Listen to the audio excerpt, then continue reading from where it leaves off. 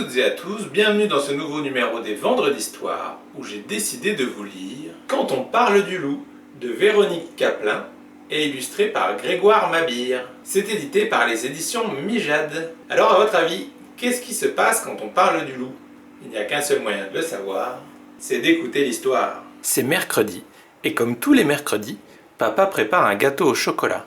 « Dis papa, tu nous lis une histoire ?» demande Oscar. Papa ne dit pas non. Juste le temps d'étendre la lessive, de mettre son gâteau au four, et il arrive. Au salon, les enfants ont déjà choisi un livre. C'est une histoire de loup. Oh, s'inquiète papa. N'allez-vous pas avoir peur avec une histoire pareille? Justement, papa, avoir peur, on adore ça. Bon, dit papa, alors on y va. Papa commence à lire. C'est l'hiver. Il fait très froid.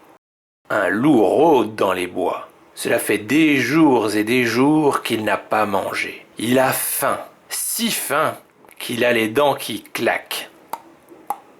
À ce moment-là, on entend un drôle de bruit dehors. Ça fait...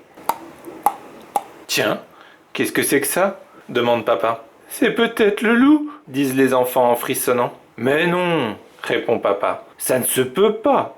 Il n'y a pas de loup dans notre bois. Je crois plutôt que c'est... Eh oui, c'est bien ce que je pensais. Le volet s'est encore détaché. Ce sera vite réparé. Reprenons notre histoire, dit papa. Au village, les gens ont peur. Si peur qu'ils ferment leurs portes à double tour. À ce moment-là, on entend un drôle de bruit dans la maison. Ça fait... Qu'est-ce que c'est encore que ça? Demande papa. C'est moi papa, dit Violette. Je ferme la porte à double tour pour que le loup n'entre pas. Écoute, dit papa, c'est une histoire, rien qu'une histoire, il n'y a pas de loup dans notre bois. Papa reprend sa lecture. Le loup arrive au village, dit-il. Il s'arrête devant la première maison. Il frappe doucement, si doucement que c'est à peine si on l'entend. À ce moment-là, on frappe aussi à la porte de la maison. Les enfants plongent sous les coussins. « C'est le loup !» crie-t-il. « Mais non !» les rassure papa. À cette heure, c'est plutôt le facteur.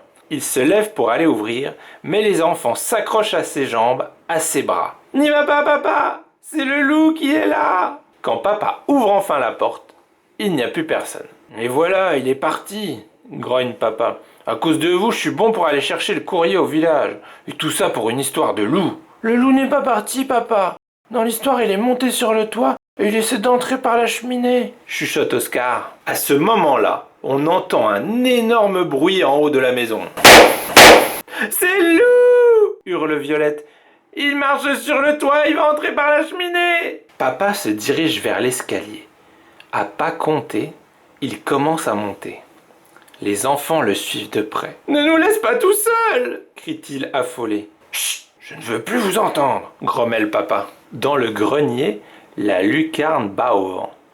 Papa s'approche et glisse un œil au dehors. Je ne vois rien, dit-il dans un souffle. Il referme soigneusement la lucarne. Tout va bien, ce n'était qu'un courant d'air. Oscar et Violette, vous venez, on redescend. Mais les enfants ne bougent pas. Pétrifiés, ils regardent intensément les images du livre. Oh papa, c'est affreux! Le loup est descendu du toit. Il est fou de rage de ne pouvoir entrer. Que va-t-il se passer? Papa ne sait pas. Il commence à se sentir drôlement fatigué. À ce moment-là, on sent une odeur bizarre. Mais il y a quelque chose qui brûle, s'écrie papa. C'est le loup! Hurlent les enfants. Il a mis le feu à la maison comme dans l'histoire. Au feu! Au feu! C'est trop risqué de descendre par l'escalier. Vite, montez sur le toit! S'écrie papa affolé. Il pousse les enfants par les fesses à travers la lucarne, puis il les rejoint. C'est bizarre. Il n'y a pas de fumée. Rien de rien. C'est alors qu'il se souvient. Oh non, mon gâteau! Je l'ai oublié dans le four! N'y va pas, papa! Crie-t-il. Le loup t'attend en bas! Mais sans plus écouter, il dévale l'escalier. Papa retire du four son gâteau tout calciné. Tout ça à cause de ce fichu livre, gronde-t-il. On m'y reprendra à lire des histoires pareilles. Tu veux bien nous lire la fin? Demandent timidement les petits. Il n'y a plus que 3 toutes petites pages. Bon, d'accord, dit papa. Il ouvre le livre et il lit.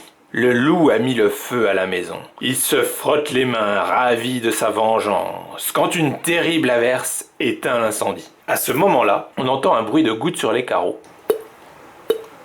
« Oh non, ma lessive !» gémit papa. D'un bond, il est dehors. Et il voit... Il voit le loup! Abandonnant son linge, ses pinces et son panier, papa se rue vers la maison. Vite, il ferme la porte, les volets, les rideaux, puis plonge sous les coussins. Pouf! Eh ben papa, t'as vu le loup ou quoi? Demandent les enfants. Pourtant tu nous l'as dit 100 fois, il n'y a pas de loup dans notre bois. Tout ce n'est qu'une histoire, rien qu'une histoire. Fin. Alors ça vous a plu? Vous avez vu tout au long de l'histoire, et même à la fin, on ne sait pas vraiment s'il y avait vraiment un loup, que c'est lui qui avait fait claquer la fenêtre à l'étage, qui avait toqué à la porte avant de partir, etc. Ou si ce sont juste des coïncidences, parce qu'ils sont en train de lire une histoire qui fait peur, et donc ils se font un peu peur en entendant le même genre de bruit que dans l'histoire et en voyant les mêmes choses. Pareil, on ne sait pas, même si on l'aperçoit caché, je ne sais pas si vous l'avez vu, mais il était en bas à droite de l'illustration, quand le papa détend sa lessive, on voit une ombre de loup. Mais donc, est-ce que c'était juste une ombre qui pouvait faire penser un peu à la forme du loup, et comme le père racontait l'histoire, il s'est fait un peu peur tout seul avec son imagination? Ou alors est-ce qu'il y a vraiment un loup qui rôde?